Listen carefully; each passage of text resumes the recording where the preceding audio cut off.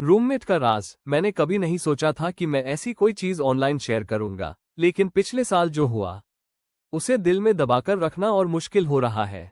ये कहानी है मेरी पुरानी रूममेट की और उस राज की जो मैंने खोजा था और जिसने लगभग मेरी और उसकी जिंदगी बर्बाद कर दी।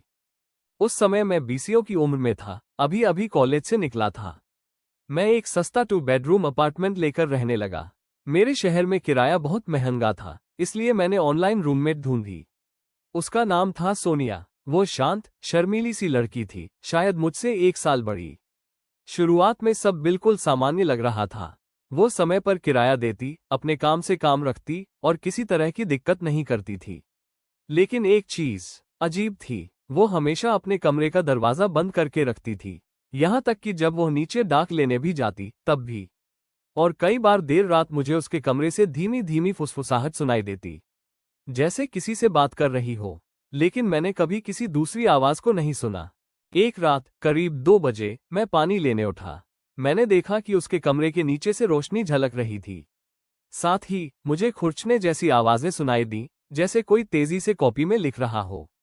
अगली सुबह जब मैंने उससे पूछा तो वो नर्वस सी हंसकर बोली, मैं एक प्रोजेक्ट पर काम कर रही थी।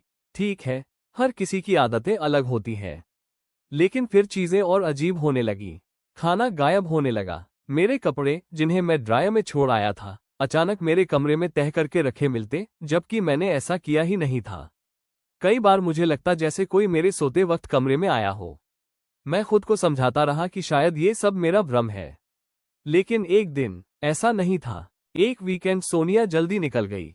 उसने कहा कि सोमवार तक वापस नहीं आएगी। उस रात मेरी जिज्ञासा मुझ पर भारी पड़ गई। उसका दरवाजा खुला हुआ था। पहली बार मैं कुछ देर हिचकिचाया, लेकिन फिर दरवाजा खोल दिया और जो देखा आज तक रोंगटे खड़े कर देता है। पूरा कमरा दीवार से दीवार तक मेरी तस्वीरों से भरा हुआ था। ऐसी तस्वीरें भी जिनके बारे में मुझे पता ही नहीं था। कुछ तो मेरे बेडरूम की खिड़की से ली गई थी, कुछ दफ्तर में काम करते वक्त। यहाँ तक कि मेरी सोशल मीडिया प्रोफाइल्स के स्क्रीनशॉट भी बड़े आकार में प्रिंट किए गए थे। कमरे के बीचों बीच उसकी टेबल पर एक नोटबुक रखी थी। उसमें मेरे बारे में पन्नों के पन्ने लिखे थे। मेरी दिनचर्या, मेरी आदतें, मेरा पसंदीदा खाना, यहाँ तक कि किस वक्त मैं आमतौर पर सो जाता हूँ। यह न तो प्रशंसा थी, न दोस्ती, ये साफ साफ दीवानगी थी। मैं घबरा गया। मैं तुरंत वहां से भाग जाना चाहता था, लेकिन रात हो चुकी थी। मुझे पता नहीं था कि जाऊं तो कहाँ। मैंने अपने कमरे का दरवाजा बंद कर लिया और पूरी रात जागता रहा। अगली शाम सोनिया वापस आई। मैंने सामान्य बनने की कोशिश की, लेकिन उसे सब पता था। उसने एक अजीब सी मुस्कान दी और कहा, तुम मेरे कमरे में गए थे, है ना? मैंने कोई जवाब नहीं दिया, बस चाबियां उठाई और बाहर जाने की कोशिश की। लेकिन वो दरवाजे के सामने खड़ी हो गई। उसकी आवाज अचानक धीमी और ठंडी हो गई। अगर तुम यहाँ से गए तो बुरा होगा, मैं वादा करती हूँ। जिंदगी में शायद पहली बार मैं इतना डरा था।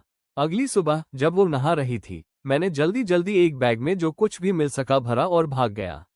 मैं बाकी सामान लेने कभी वापस नहीं गया। मैंने मकान मालिक को फोन करके सब समझाया। वो इतना तो मान गया कि मुझे तुरंत लीज तोड़ने की अनुमति दे दी। कुछ हफ्ते बाद सुना कि सोनिया अचानक गायब हो गई। उसने फिर कभी किराया नहीं दिया, बस गुम हो गई। किसी को पता नहीं चला वो कहाँ गई। कभी कभी आज भी मैं उसके बारे में सोचता हूँ। क्या वो कहीं से मुझे देख रही है, या उसने किसी और को ढूंढ लिया है? उसके बाद मैंने ज्यादातर सोशल मीडिया डिलीट कर दिया। हर रात खिड़कियां बंद करके सोता हूँ। यहाँ तक कि अपने अपार्टमेंट में कैमरे भी लगा दिए हैं।